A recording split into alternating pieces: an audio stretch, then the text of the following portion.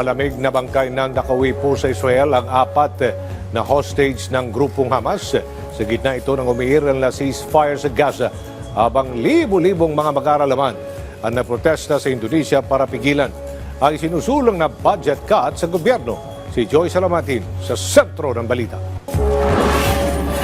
Isinuko na ng Hamas ang 412 ng Israeli hostages. Nakasilid ang mga ito sa mga kabaong at ibinigay sa Red Cross. Sabisa na rin ito ng umiiral na ceasefire sa pagitan ng Israel at Hamas.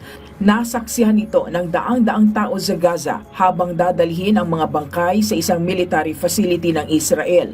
Bumuhos naman ang emosyon at pagluluksa ng mga mamamayan mula Tel Aviv.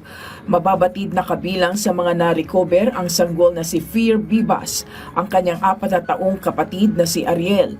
Nananatili namang unidentified ang isang labi matapos makumpirma ng Israel military na hindi si Shiri Bibas, ina ng 2 bata, ang babaeng bangkay na naibalik.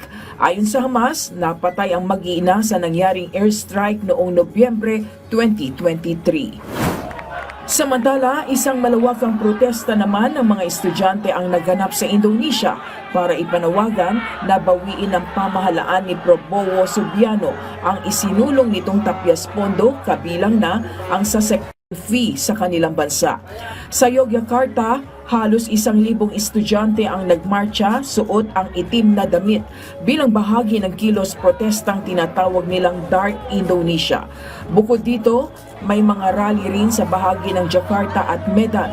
Gayunman, tiniyak naman ng administrasyon na hindi maapektuhan ang edukasyon at kapakanan ng ubas. Bumida sa isang classroom ang naging high-tech technology sa pamamagitan ng paggamit ng equipment. Joyce Salamatin para sa Pambansang TV sa Bagong Pilipinas.